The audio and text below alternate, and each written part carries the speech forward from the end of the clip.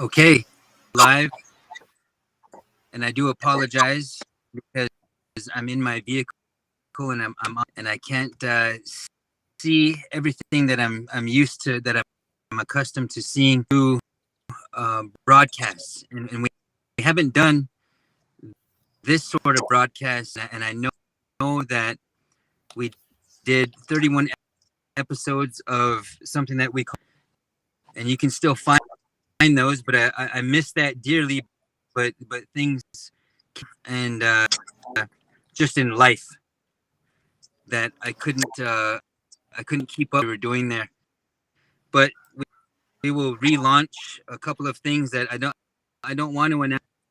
I don't want to jinx them, but tonight we have a program, a presentation, and it's having to do with something of discovery, and some of our scholars, our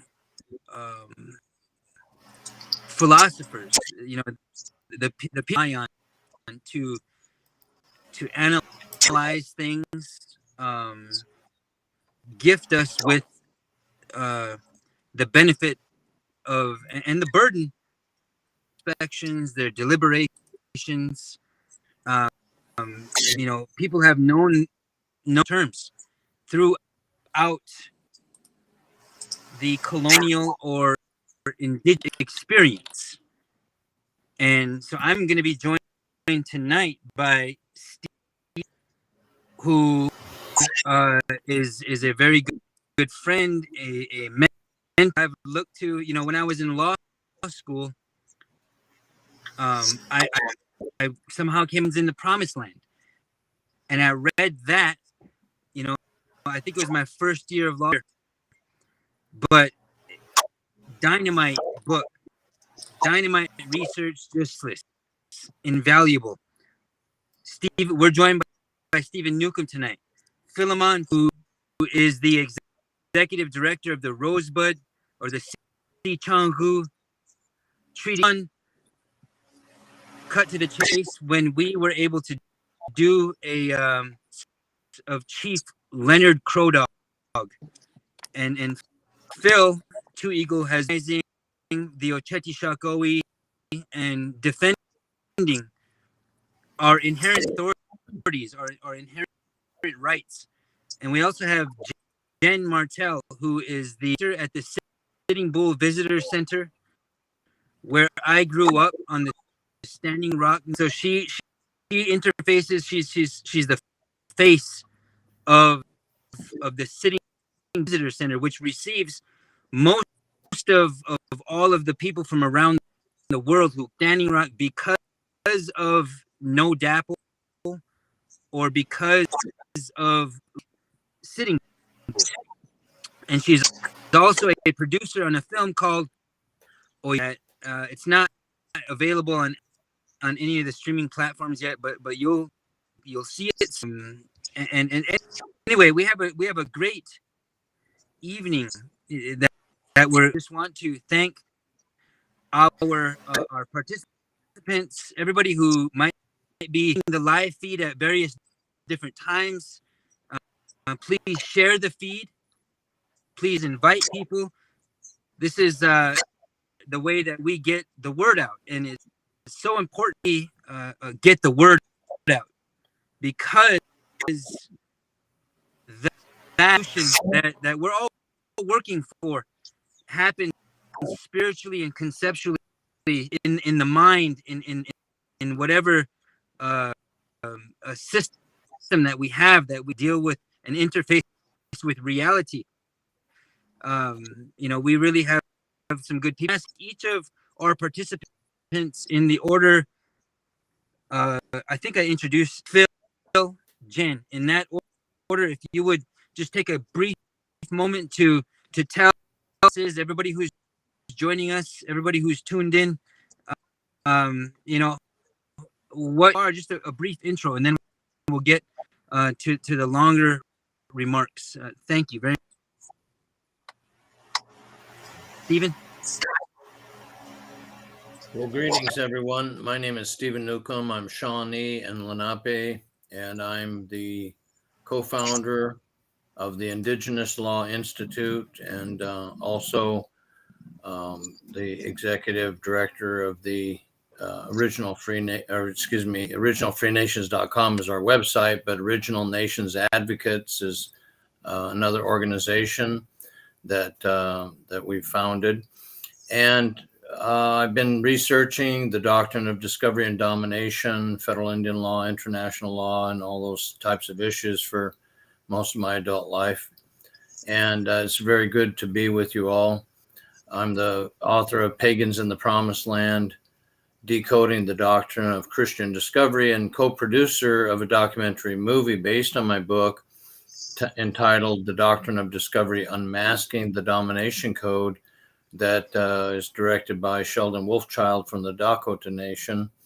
And well, there's a lot more I could say, but I'll leave it right there.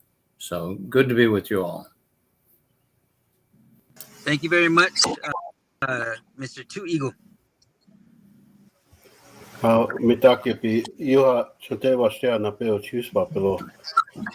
Good evening, everyone.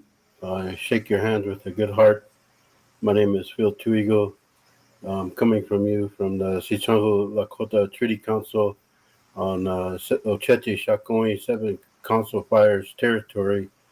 I'm pretty close with Stephen Newcomb and Jen, but my perspective is going to be coming from the traditional Lakota inherent sovereignty and from the treaty rights and the what the doctrine of discovery has done to us.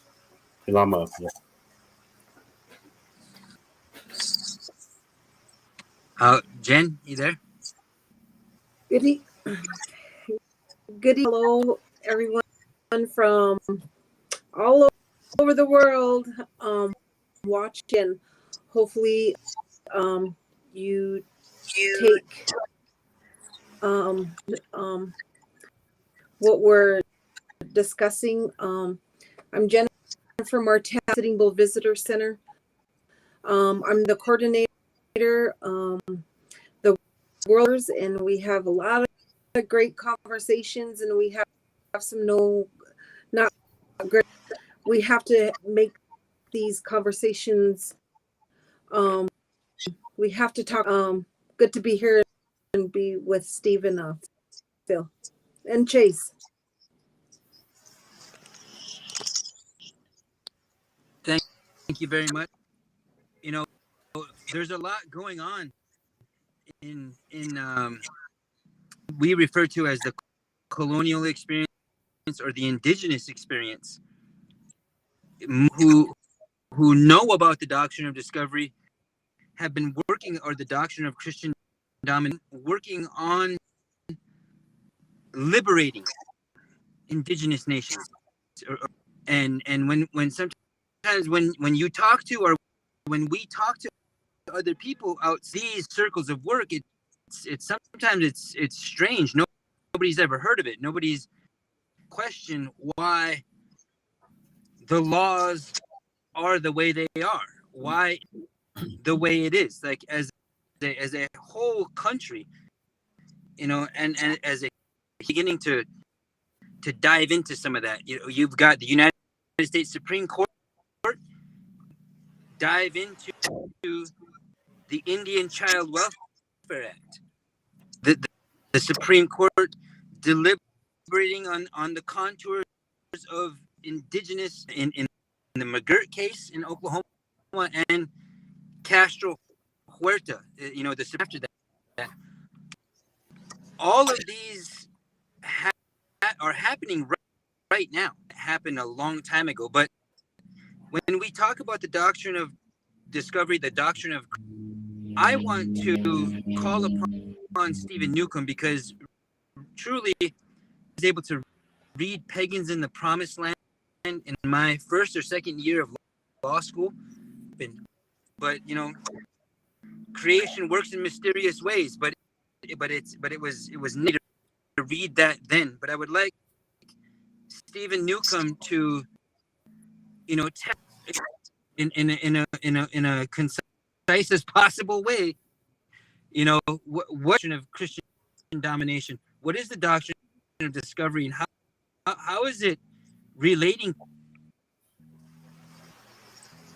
Well, thank you for that, Chase. I want to begin by setting the context for this conversation. And the context it starts with the original free and independent existence of our nations and peoples, extending back to the beginning of time through our oral histories and traditions. And the contrast of that original free existence with a system of domination that was brought by ship across the ocean centuries ago and imposed on everyone and everything. And along with that system of domination, or I should say the carriers, part of the means by which that was promoted and spread and so forth, was the language and mental world of that part of the planet. So we have to go deep into their language. We have to go deep into their concepts, their ideas, and realize that those are not physical objects. They're metaphysical. They're not something you can pick up in your hand. I guess you can pick a book up in your hand, but if you have a specific idea, a mental creation, it's not a physical object.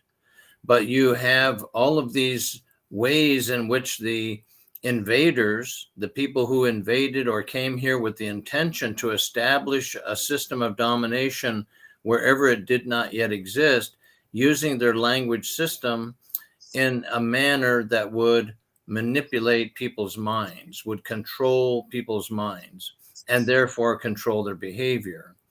And so when we go into that, the sources, we can go into many different sources, but one of those is the set of documents that were issued by various popes of the Vatican during the 15th century or the 1400s. And we can look at the specific vocabulary that was being used in those documents. And that vocabulary tells us what their intention was. There are a lot of ways in which English disguises the dark side of all of this, because it uses uses what are called euphemisms, positive sounding words for very terrible or horrible things. And but let's use some of the language from the Vatican papal document of 1452 as an example. And Pope Nicholas V issued that document to King Alfonso of Portugal, and he instructed the king to go to the western coast of Africa or to any other non-Christian lands and to invade and capture and vanquish and subdue all non-Christians, to reduce their persons to perpetual slavery, and to take away all their possessions and property. So that's a methodology. It's a invade them, capture them, vanquish them, subdue them, take all everything that belongs to them. And in fact, the Pope even says that the king is to convert the land, not the people, but the land. And that, in the legal context, as you probably know, Chase, means to unlawfully or wrongfully take away that which belongs to someone else. So in the very next paragraph, the Pope declares it to be just and lawful. Well, anyway, that we could go into many, many examples of that type of language from the Vatican documents. And everyone should realize that those documents were written in Latin, the language of the Roman Empire, one of the most horrific empires to ever exist on the planet. And that Latin language, by the way, more than 60% of this English language that we are now speaking, communicating in, comes from that Latin language. And that's an important part of the puzzle. So we have to go deep into the etymology or the history of terms, all the nuances and details of those terms. And when we do that, then we begin to realize, this is something that is a tradition of claiming a right of domination. Doesn't mean they have the right, but they claim the right. And every single affliction, every single suffering and type of misery and devastation and destruction that has been visited upon our nations and peoples was designed to strip us of our original free existence and to impose a system of domination that they called civilization as a way to disguise the fact that it is domination. And so the root of the word domination in English and in Latin, one of the roots of that word domination is domo, D-O-M-O.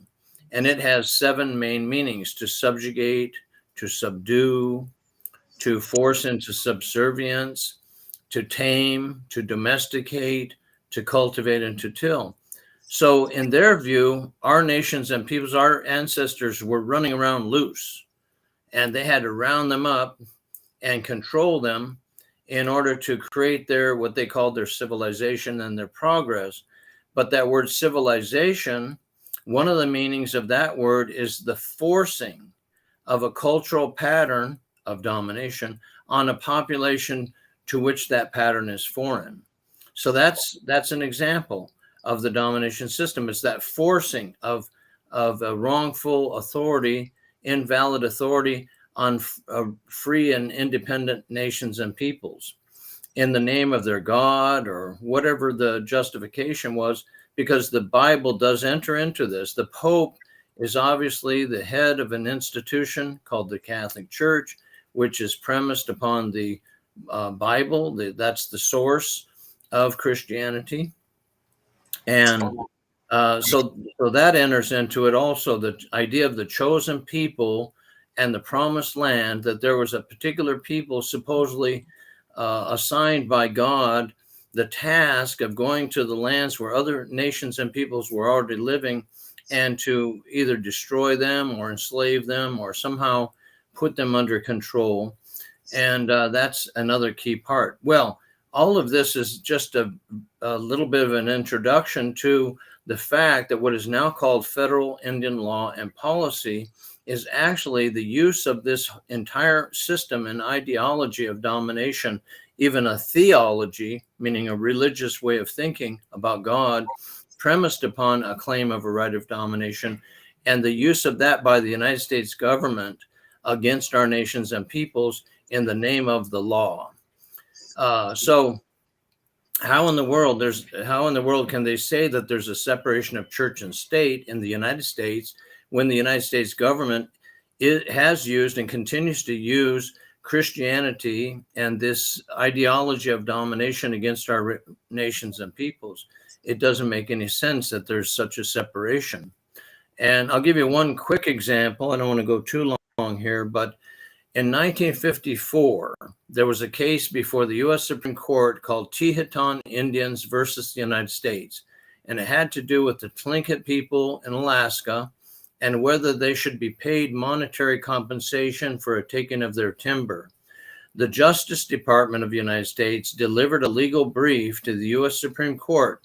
And in that legal brief, the Justice Department referenced a Papal Vatican document from 1344 and the Papal Vatican document from 1493, the year after Columbus sailed, obviously, for his first voyage, and also said that the Tihetan people should not be paid any money for a taking of their timber because the Christian nations of Europe had acquired jurisdiction, another word for domination, over the lands of heathens and infidels. So you have a Christian way of thinking about our ancestors and our peoples as being non-Christian, namely heathens and infidels. Those are ideas they're projecting onto our ancestors. And they also referenced in that legal brief the Bible, specifically the book of Genesis and Genesis 1:28, and also the book of Psalms. So the Supreme Court, when it ruled against the Tlingit people, the Tihetan people, the following year in 1955, that decision was written by Stanley Reed. And in a prior decision called Alcee Band of Tillamook versus the United States, he had said that the Johnson versus Macintosh ruling of 1823, one of the most foundational rulings of all U.S. property law, but also of federal Indian law, he said that that was putting forth the theory that discovery of lands by Christian nations gave them sovereignty over and title to the lands discovered. So that's also encapsulating this ideology or this way of thinking. So the Black Hills or Oak Flat or the Dakota Access Pipeline or any of these kinds of issues that have been going on over the centuries, and all the devastation and destruction, the boarding schools, or residential schools up in Canada, murdered and missing Indigenous women, any kind of issues you can think of, the effort to destroy our languages and cultures and spiritual traditions, our sacred and ceremonial places, that's all part of the outcome of a system of domination that continues to be ongoing. So we have a lot of work to do to make this understandable to the average everyday person so they can realize, gee, it's not just original nations or indigenous nations that are afflicted by this, but everyone. In fact, the entire planet the world order has been premised upon the claim of a right of domination over everyone and everything. And so I'm specifically saying that's no way to organize a planetary system, because it's destructive of life, not beautifying life. And our great leader Tecumseh, he said, beautify all things in your life, not dominate all things in your life. And so what would the world look like if that were the guiding principle, or if the 7 laws were the guiding principles, and so forth. So I'll just leave it there. I think that's a kind of a fairly concise encapsulation of what we're attempting to do and how we're attempting to inform people of these very challenging issues. And I thank you for having me here, Stephen. You know what? Thank you for doing just for in the pocket. You know, if for those of you who might just be joining us, please share this. We're doing a dive into the doctrine of discovery. You can only go so far in and a half. You're gonna have to go find pagans in the promised land, because about the archetypal, the foundational and coding that is happening. You know, look at the word Indian, the invention and creation of the federal Indian. We grow up, they don't teach you that in law school. They don't teach you that nation. They just say, hey, you're an Indian, you're a federal Indian, 25 year code applies to you, and Congress has plenary authority. Oh, you are now a domestic dependent nation that has been impacted of certain attributes of your inherent authority. Like that's what's going on in these colonial systems. Now, Phil Two Eagle speaks Lakota and has worked with a great number of Lakota philosophers, Lakota thinkers, Lakota theology, the people that we rely on, again, who are seeking this further understanding of how our reality, and trying to change that. So, you know, I do want to, because heavy discussion, but it needs to have this. And so I want to ask Phil about inherent authority. Wo igluhan is a word that I know I've come across in my journey. The you know, what is God given? That power that we are imbued with as a nation mean to be sovereign. How are you relating to the doctrine of discovery and the doctrine of in your in Lakota thinking, but you know, for the benefit of us and for the engaging this discourse in the English language, you know, we would like you to also in English, please. Phil, thank you. How, Pilar whenever we talk about the doctrine of discovery, we have to go backwards to a time when our people existed free and independently on this Keawita is the North America.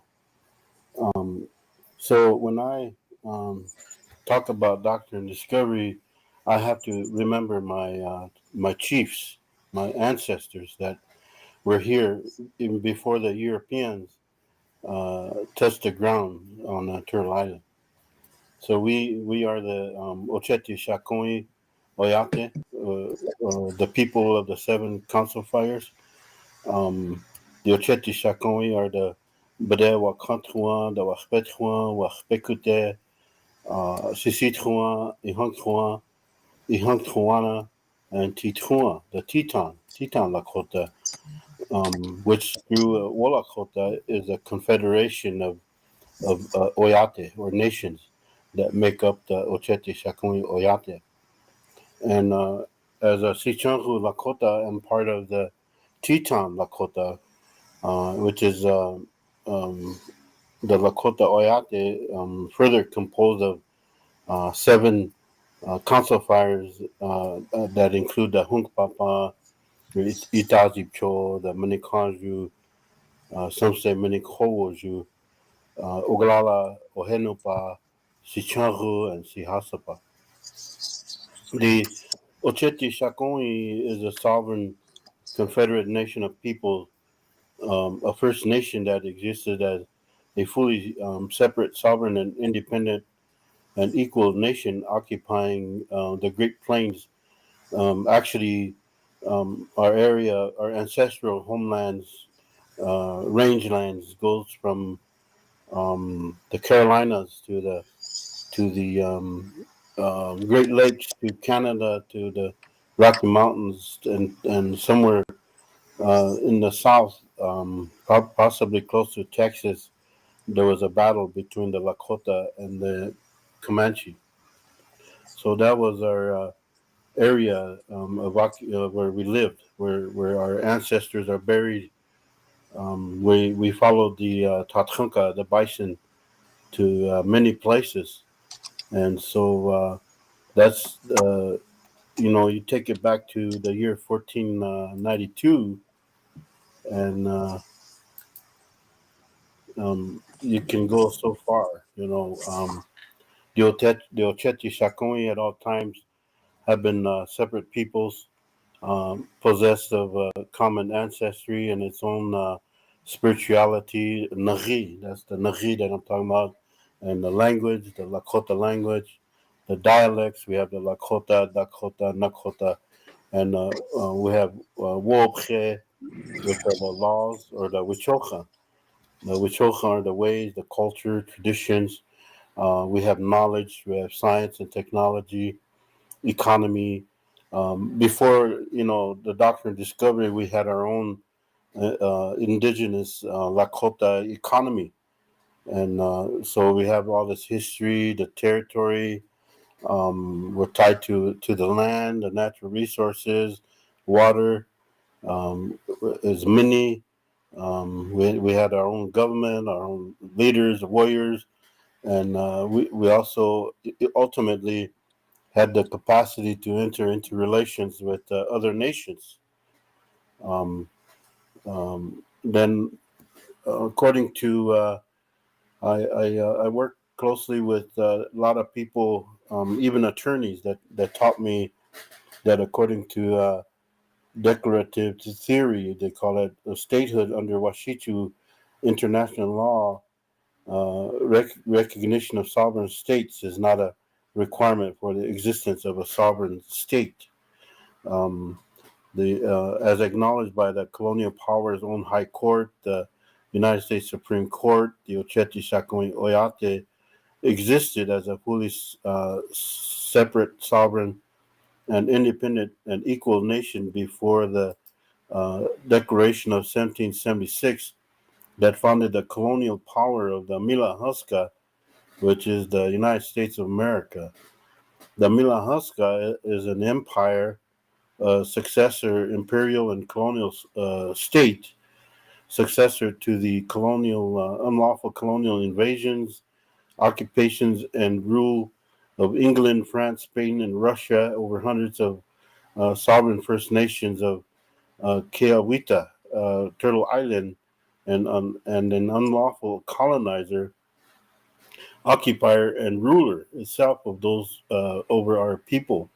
The Ocheti Shakon existed as a fully separate sovereign and independent equal nation before and after the Louisiana Purchase. Now you gotta remember this history because that's important. Um, the before the and after the Louisiana Purchase of 1803, by which the Mila Huska purchased from France, the nation of France, its interest in territory encompassing the territory and lands of the Oyate. France did not own, had not settled, and did not possess the territory or lands of the Oyate, and therefore, even under the laws of the Washichu, the white man could not and did not sell to the United States something it did not own. And the failure of the Louisiana Purchase to transfer to Milahuska the territory and lands of the Oyate was subsequently acknowledged formally by the United States by its act of entering into the Fort Laramie Treaties of 1851 and 1868 with the Oyate over the same territory and lands. The Ocheti Shakoni Oyate exists as a fully separate, sovereign, and independent and equal nation before and after the creation of federal Indian law by the Milahuska. When I say Milahuska, again, I refer to the United States of America, which imposed racist and illegal foundational doctrines of imperial and colonial domination known as discovery, trust authority, and plenary power over native people as incompetent, savage heathens, wards of the Milahuska, and further called us domestic dependent nations possessed of only an extinguishable at-will right of occupation of their ancestral territories and lands. The three fundamental doctrines of federal Indian law are legal fiction, carved out of thin air by the United States Supreme Court, the High Court of the Imperial Colonial Power, beginning with the Marshall Trilogy in Johnson versus Macintosh, 1823, Cherokee Nation versus Georgia, 1831, and Worcester versus Georgia in 1832. These three fundamental doctrines of federal Indian law are legal and factual fictions created to provide a legal facade for the unlawful invasion and taking and ethnic cleansing of the territories and lands and resources of the sovereign First Nations and their peoples by the Milahuska and its settler colonialists, and as a legal facade for the imperial and colonial rule and forced assimilation by Milahuska of the surviving First Nations and their peoples, all in gross violations of even their own Washichu's own international law, the law of nations. And I want to talk a little bit about why uh, inherent sovereignty is important. Is that when you think back to our ancestors and how they lived, that that's where the power is. That our language, our history, our culture, our territory, we and the philosophy that we are part of this land. Why do you think our people are the same color as the land? That we are part of this land.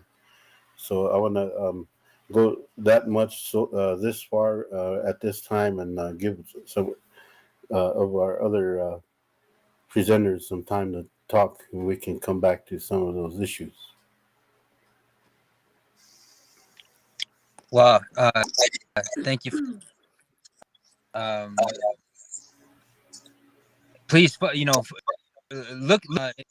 If you look for the Rosebud Treaty Council, if you look for Phil launched and with the help of others, but obviously Phil is there is a site, I believe it's called Ocheti Shakowi.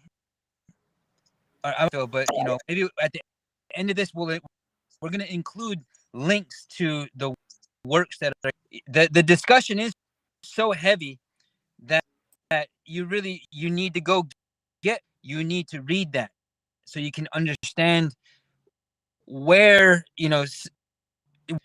what we're actually trying to do in what is called Indian country, people.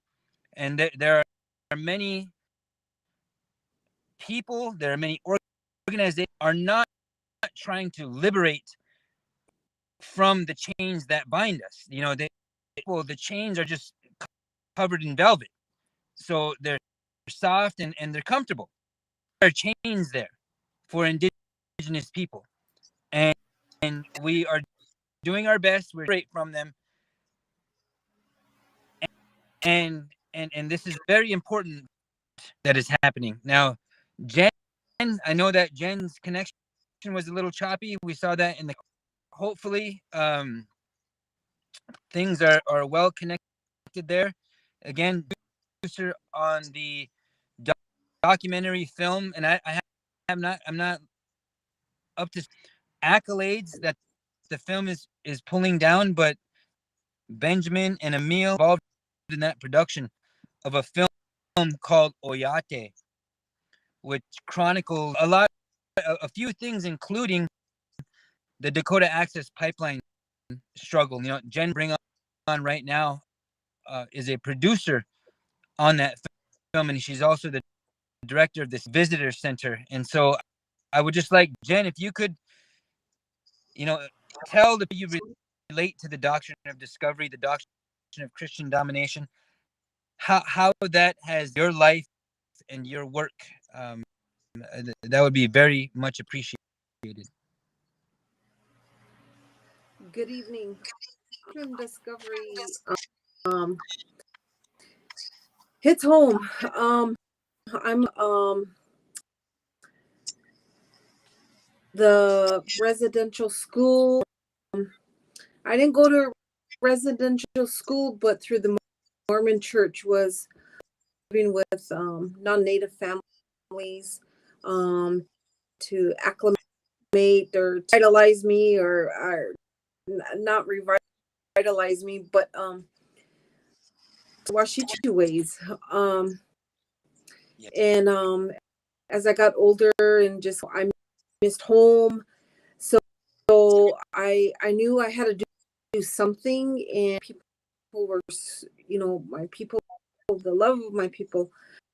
I knew I had to do some learning, coming in with learning from Phil, and then also just I like to observe, and so here at the Visitor Center, what we do, and actually there's a class going on. We're practicing our inherent sovereignty. Basically vitalizing. We're not doing any of that. We're just basically stepping in a time, place, and space that's available to bring forth our traditional what we used to make. We're to making being seamstress, or we're also doing traditional foods, getting back to be, because we're always a part of some statistic or we're something else. We're also, during COVID, we went back to our traditional medicines of, I guess I haven't found the word of not revitalizing. We've known this all along. And so being a part of the visitor center, we have all walks of life that come through. I always say, I deal with the good, the bad, the ugly, and sometimes it's very ignorant that will conversations, and we do have those conversations, and we just have to we have to be educated. We have to speak up and talk about the doctrines of discovery. We have to talk about that have happened to our people. It's really nice that the law enforcement, new detailed people, we have traveling nurses and doctors, basically educating and having them others and having those conversations. Today I had a conversation with a travel doctor. I always hear, why is it like this? Why are people like this? And so we have to talk. We have to have that discussion, educating them about the doctrine and discovery, and then to modern time, the 21st century, and in having them understand that we still deal with a lot of racism, or don't talk about that, or well, I'm tired of hearing all that, so I'm let's educate, let's be forward, let's be honest, because you know what, doesn't bother us, it bothers the non-native or that don't want to have that hour. But you walk in here and you want to daggers per se, it's like we have to have those conversations. Like some they get it, or they're mad, and I'm like, well, sorry, but this is I'm off of time, space, and place for us to be conversations. And I always tell folks, be true, honest, don't make it any more than we already deal with, or someone said, they did a survey here and this is how the people are. Just always setting the tone, and making sure that they, we're not going to put up with it no more. We're tired of it, and this is who we are. We deserve all the goodness that we do here for our people.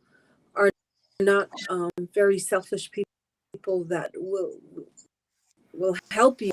You can't come and reparation if you can't repair doctrine discovery has done. And I've had folks ask me like, well, back. And they're like, okay, that's easy. And I'm like, yeah, it is. It's simple, but you make it harder because you have given us laws to jump through. But if you give the land back, we may not do it, but it means a lot to us because we do much of what who we are. That's just the things that I deal with, and I'm really happy that Bill and Steve kind of keeps me who we are and what we've dealt with prior into what we're still doing, just getting an understanding that our education system. So having these classes, I always tell the students, go home and teach, not complaining about a class or a teacher or a culture teacher, that practicing your inherent sovereignty, and your first government is your baby. With all of that we can get back to dictate what we do in our home, that we are actually taking ownership, and we get to do these things, and we get to practice, and we get to harvest. We get to the things that we've done. We can still do that, but we just have to not tell us what to do. We get to tell ourselves what we can do.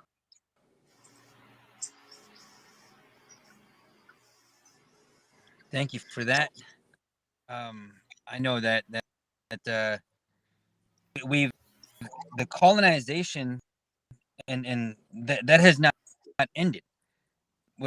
Was the first place that I heard of deconstructing, or going further into the etymology of the word colonize, it to a complete digestion, like the colon, because it's digesting, it's absorbing there that is there, and it's reforming, and it's coming out the other side, not itself, completely changed, completely exterminated. You know, some of you may have seen Extermination of the Brood. Everybody who may be just tuning in right now, and I'm gonna have to get a read on, because we do have I'm thinking that Stephen's Roland is from entry that he mentioned about decoding the doctrine of discovery. I'll show you that, but before we get into that, I want to give Stephen and Phil a just, if there's, you know, the topic is so, and it does impact the very lives of every federal Indian, every indigenous person, every liberated spiritual being, authorized spiritual being. There's different levels of states of knowing what we are, who we are, who we've always been. Jen, about you know, revitalizing or re-recognizing something that's been there. But what we are able to witness right now, how a white supremacist colonial is set up to deconstruct from within. The Queen of England, Elizabeth II, I believe, is the queen, that person's name. She just departed this earthly realm and was whatever is appropriate for the foreigners' tradition. We saw, instead of, you know, maybe 50 years ago, 100 years ago, the colonial subjects, and these are colonial subjects of the mind and of the, to grieve the loss of that monarch. Instead, we saw everybody on Turtle Island, the Americas, everybody in New Zealand, Australia, everywhere where the British Empire went, today is still colonizing, still expropriating from, still dominating, still all of their institutions. We saw a united call out just system, which is impacting our very lives. This is not some fairy tale. Queens and oh, you know, condolences to the princess or the, yes, there's some people are going to be diplomatic and address those entities in that fashion, who might live on the reservation or who see the doctrine of Christian Washichus, white people own half of every single reservation allotted, and nobody is seeing it as a problem. How is it in 30 years, and while 88 years since the tribal councils have been invented, within those councils is willing to challenge their oppression, willing to challenge domination? Their boots are squarely on our necks, and we're not in the mouth, which is what we're accustomed to doing. It happens every So the Dakota Access Pipeline came through, we stood up and we said, no, we have treaty rights. You can't just come through here and not gain our consent. When the President of the United States came to the Black Hills, we stood up then again and said, no, South Dakota, an Indian fighting governor, and you can't blame for their biased nature because they're being reared in a very brutality. But you had Kristi Noem threatening to breach tribal borders. We all stood up and said, we don't care if you bring the National Guard here. 3,400 armed National Guard in the state of South Dakota. Bring them to meet them. Like, that is the nature of sovereignty. And when we talk the doctrine of Christian domination, we can feel it when we're paying attention. But that is some of the ways that I see this happens. And I want to pass the microphone back to Mr. Newcomb, and then for any kind of remarks that you might have left out, any other examples that you want to show those roll-ins of your guys' films. I think that's very important. So, thank you. Thank you, Chase. I think it's really important that we go at a pace that is necessary to thoroughly and meticulously investigate all of the various terms. If we understand that reality is constructed and maintained on the basis of language and our thoughts and ideas, then we can take the reality system of domination that has been created and investigate which ideas and which words and which thought processes have been used to create and maintain the reality system that we're being oppressed by.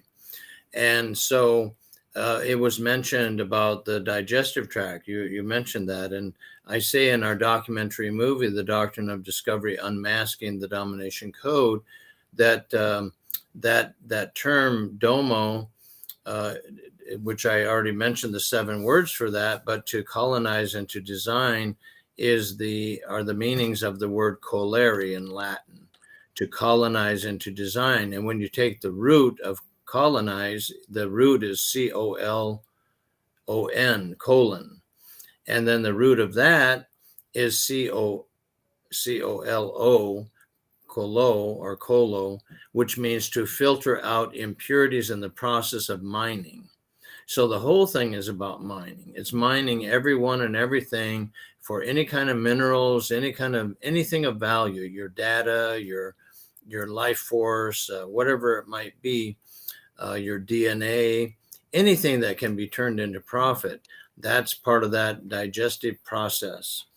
And so the predator body politic, so to speak, is the one that's doing the digesting.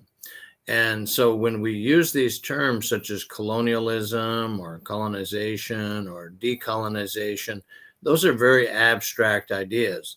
They're not a simple category like a chair or a spoon or a dog or a house, or these ideas that come up in the mind, a specific image that comes into the mind with a basic level category like ball.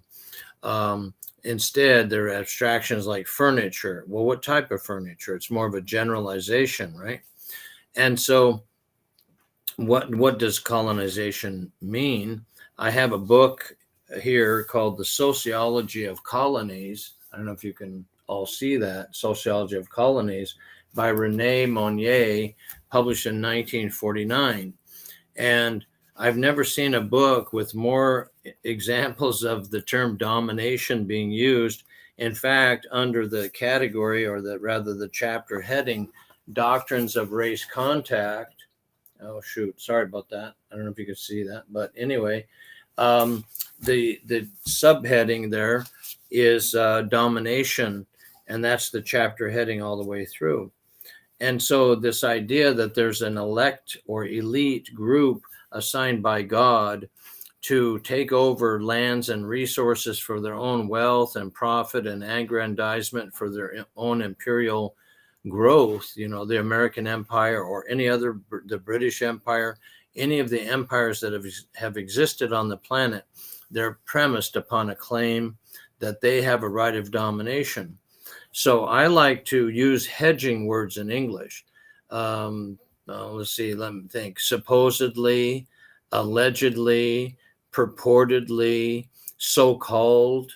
So when, instead of saying things, describing something as a fact, to say we are such and such, we can say, or let's take the Black Hills.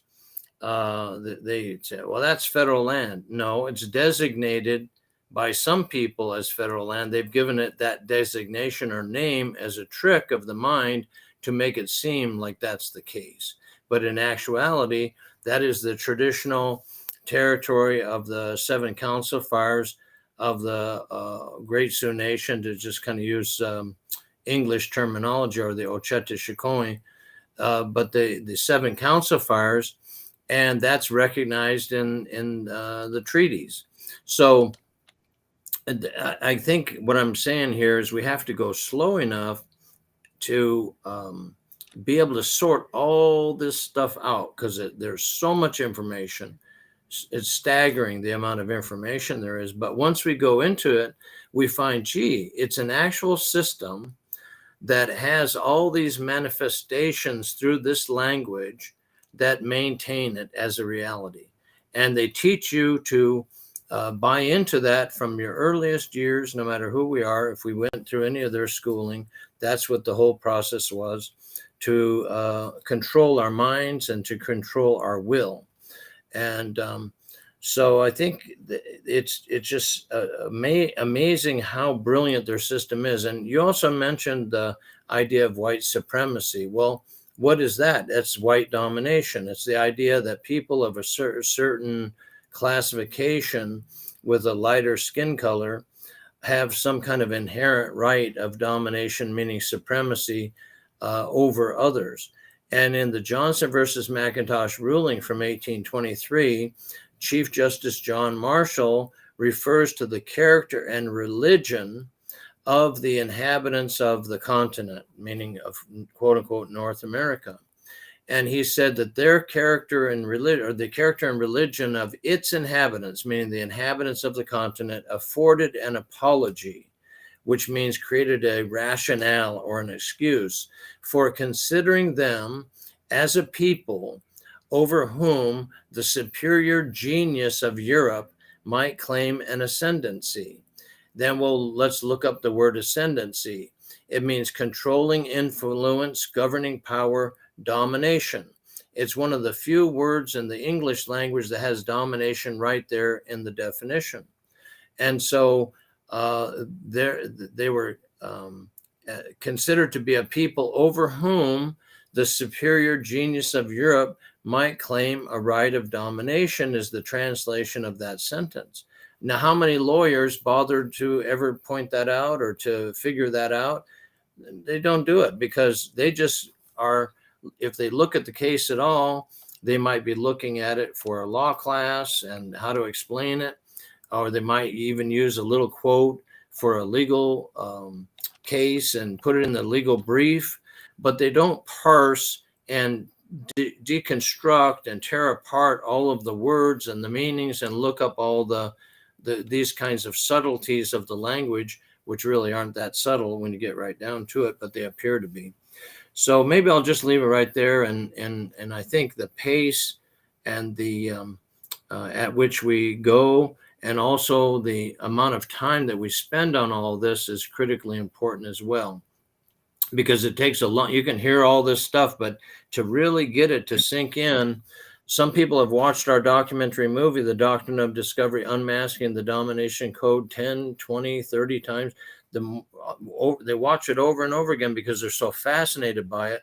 But each time that they watch it, they're getting some brand new insight and understanding. Like Dr. Luis Rivera Pagan, a theologian from Puerto Rico, he says what they were doing is baptizing the land, baptizing the land. And wow, that's amazing. Whoever thought of them baptized in the Lamb, which means they're claiming it in the name of their deity, right? And what's that based on? Well, that's based on what they call the Great Commission from Matthew 28, the verse Matthew 28, 18 through 20. And Jesus is said to have risen from the dead, and he declares, all power is in me. All power is in me in heaven and earth.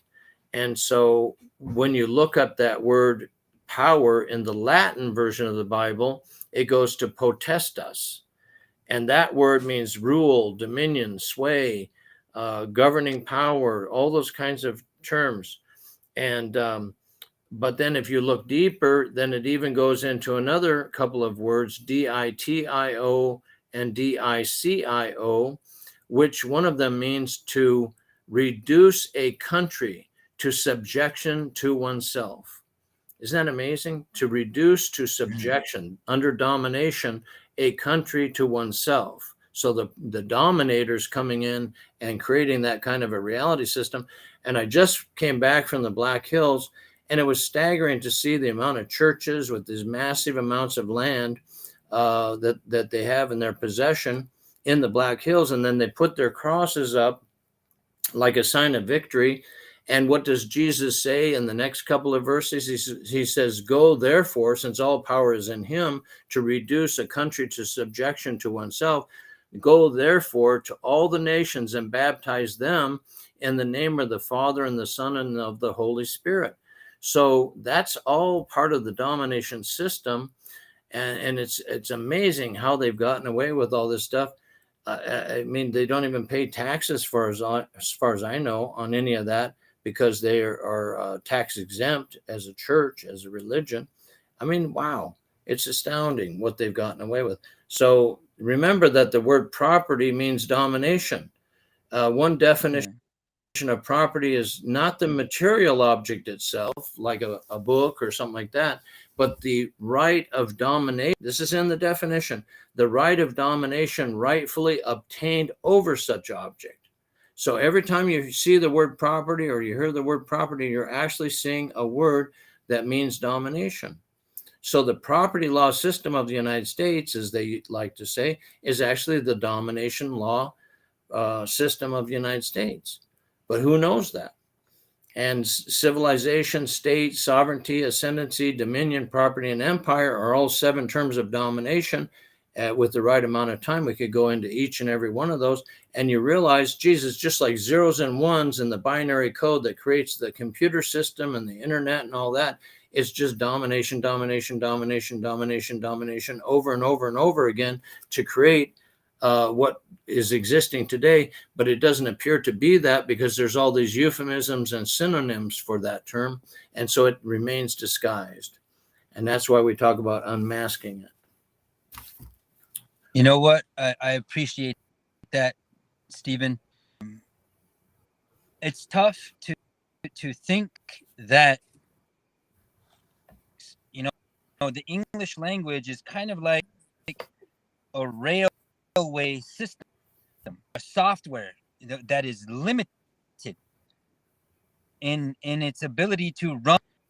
It will do it, and we can have, you know, what we would call the discourses and so forth, you know, and they're very, there's a liberation, that colonization that happens there, and we need to do that. We need to and it is happening. There's another level of liberation. Speak our mother tongues when we are reconnected, reunited with rights, the relationships that we have with Mother Earth. And when foreigners, this would be like me going to Asia or going to Japan, planting a sage or a staff and reciting what the theology and subjugation, that I can then take possession of Asia. That is what happened. And for us, we have they took the birth from us. They took 2 ceremonies that we recognize and that we reclaiming. We're all kind of waking up from the whole state of dependency, physical dependency, spiritual, intellectual, and it's hard because most of our people are not aware of the programming, that we're more woke or anything. Like, some of us didn't have the benefit of learning lock, and that is a very significant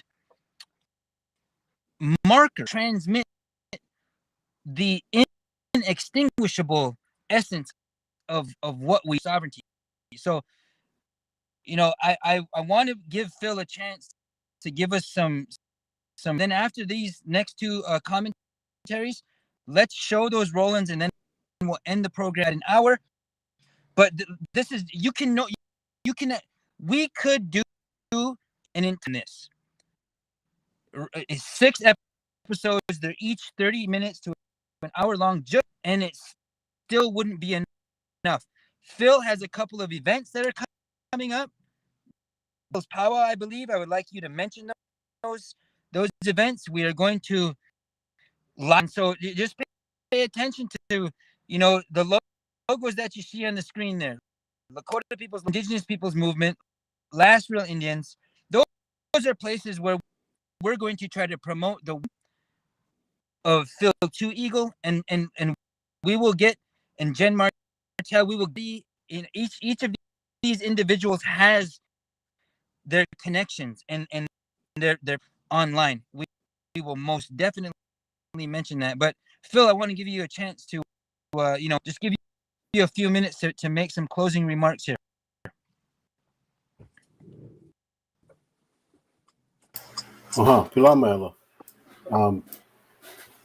Something that I like to mention, how come no one ever tries to pinpoint where racism is coming from?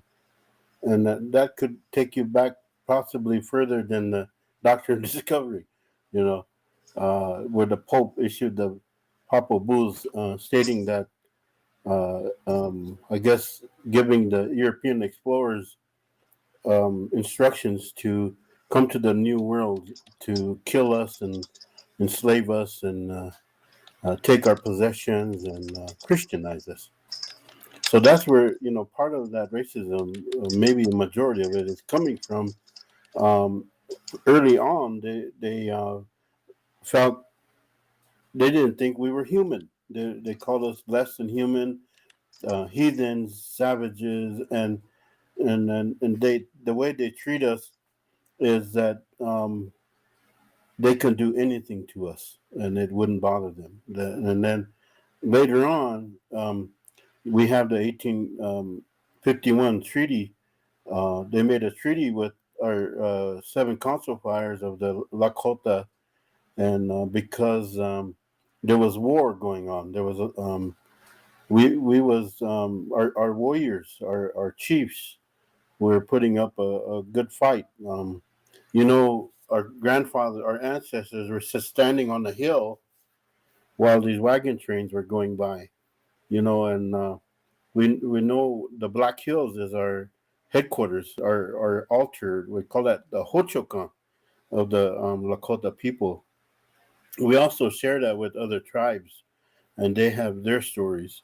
We have sacred sites in the Black Hills, and that's why it's very important for us. And we need everybody's help to educate the United States Congress.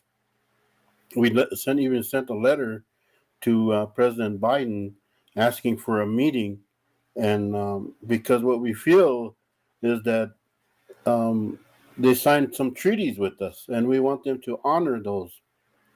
And in 1871, the U.S. House of Representatives slipped a rider into the Appropriations Act, ending treaty making with tribal nations. So from international law, from how we understand it, is that you cannot change a treaty unless you make a new treaty. So ever since 1871, they have never made any new treaties with us, but instead Congress enacted these bills, these congressional acts along the way, and we feel those are illegal. What they did was they legalized illegal, and we still, according to the treaty, we still have our we still have a right. We have the right not just to occupy. That is our territory of the Black Hills region, and they gave, according to the treaty, they our boundaries was set with for North Dakota, South Dakota, Nebraska, Wyoming, Montana, and where you see those boundaries, that's the Washichu call it the Great Sioux. We don't like to be called Sioux, the Sioux Reservation. We call ourselves the Lakota, Dakota, and Nakota. So that's where this is all going, and then it leads to anytime you have any case law. By the way, I'm not an attorney, but anytime you have something like the Black Hills settlement case, you Google that, and it will always lead you to Johnson versus Macintosh. So what the Washichu did was they created something out of thin air and turned it into federal Indian law, they call it, and then it turns into plenary power, something that they use against us. They use this Johnson versus Macintosh against us every time. So we need to challenge this plan that they had to kill the Indian and save the man. They're still assimilating us. We send our kids to these schools, and those are what you. I had one of the young ladies say it was English immersion schools because they don't teach Lakota language in our schools. So the assimilation process is going, but only now our own people is implementing this assimilation process in the schools and in tribal governments. People don't speak their languages. We got to get back to who we are and strengthen our language, because if we go to court, then how our ancestors, our chiefs, the way they understood the treaties as they were signed is powerful. How they understood it, but now we're hearing that there was no negotiation with these treaties. This treaty commission came to the Fort Laramie with already a template in hand and saying, "Look, you're going to do this, you're going to do this," and there was no negotiation in these treaties. So everything is all done illegally from the beginning. So I want our indigenous people to file a challenge to the United States of America that this doctrine discovery is not real. It's not. It doesn't pertain to indigenous peoples. Thank you.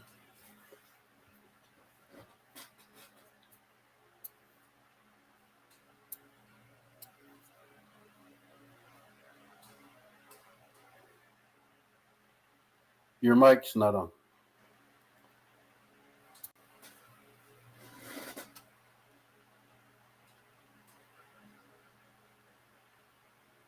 I can't hear him.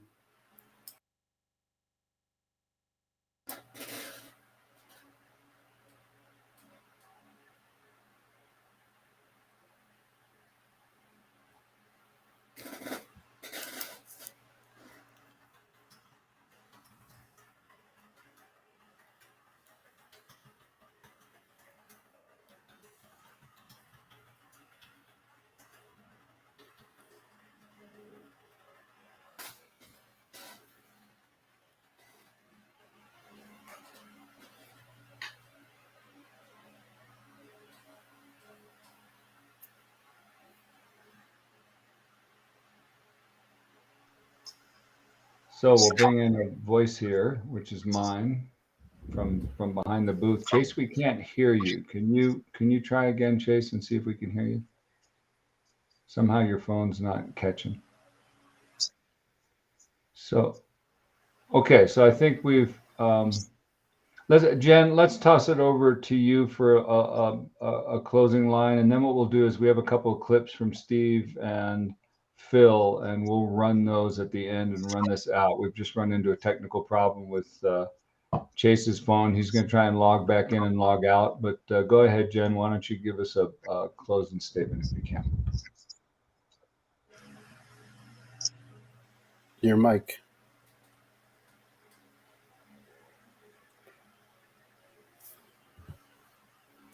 Wow, we have two microphones that aren't working. Holy mackerel. We just had the cell phones kind of went out on us. It looks like is what happened. We had Jen and Chase. We'll mention everybody. We had, just because of people's schedules and times, we ended up on some cell phones, which is not ideal. Chase, can you hear us? I don't know if we're going to hear you. No, we're not catching you. Very strange. So let's put up all four. What we're going to do, gentlemen, thank you so much. And Jen, thanks for being here. We've had a little technical stuff. We'll get back in the mix. We have a couple clips here, which we were going to roll at the beginning, but we'll run them at the end here and say thank you to you all.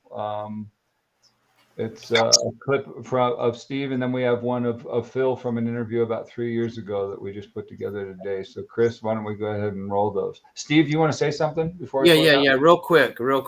I forgot to mention that my friend Peter DeRico is coming out. His book is being released at the end of this month, and so that's any time now. And his book is called Anti-Indian Law: The Legal Entrapment of Indigenous Peoples, Peter DeRico. So I just wanted to mention that to everyone. And thank you very much for having me. I really appreciate it.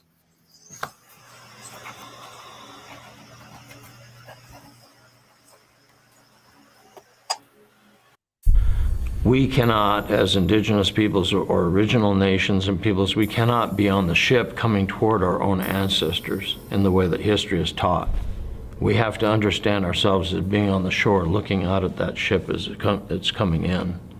And we have to be standing next to our ancestors, so to speak, but with the hindsight that we have all these centuries later to try to come to terms with really, truly what has happened to our nations and peoples.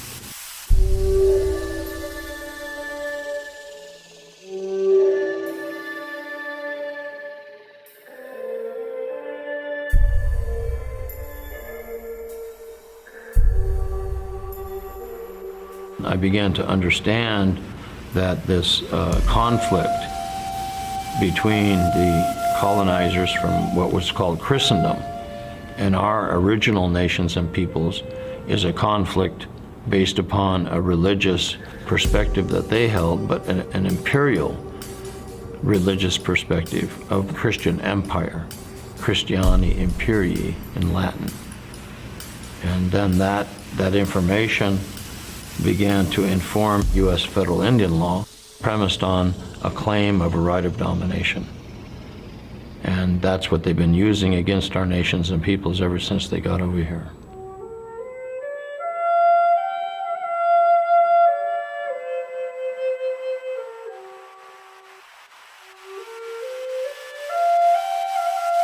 Now you have ecological systems in collapse, the die-off of all the insects. You have the sixth extinction that's happening, right? You have Fukushima, all the radiation from that. You know, you can go on and list a whole litany of all the different symptoms and effects and consequences of domination and dehumanization, but most people don't name it that.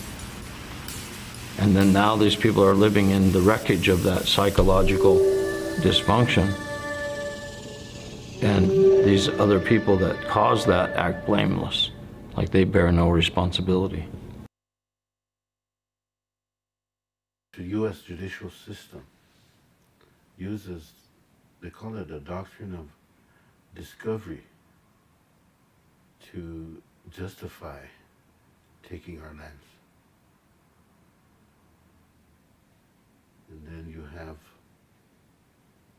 something called plenary power. So when they legalized illegal,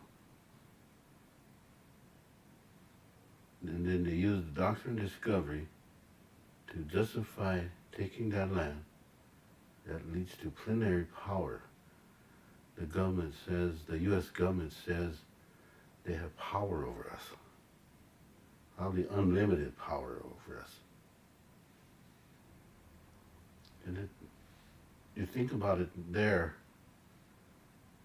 and going back in history, is the corporations that have always been involved in the genocide of our people in the United States, even today.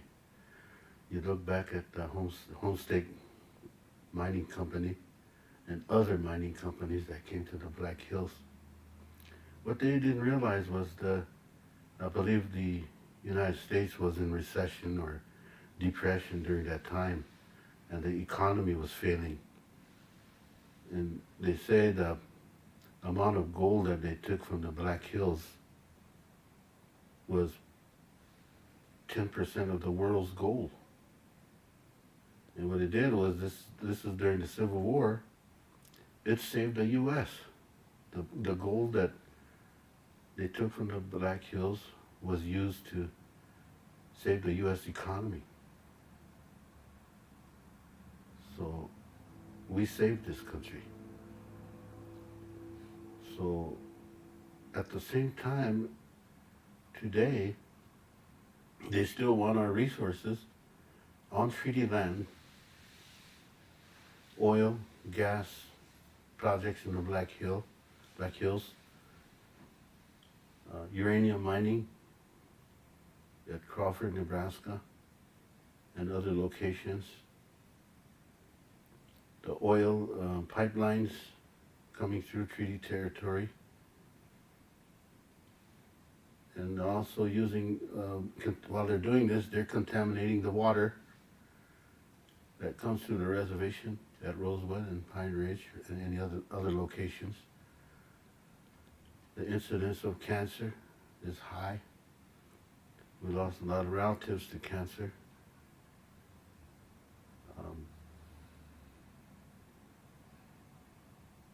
I'm beginning to think that nobody is realizing that the corporations are in collusion with the U.S. to commit genocide against us, historically and today also. And we want that to stop.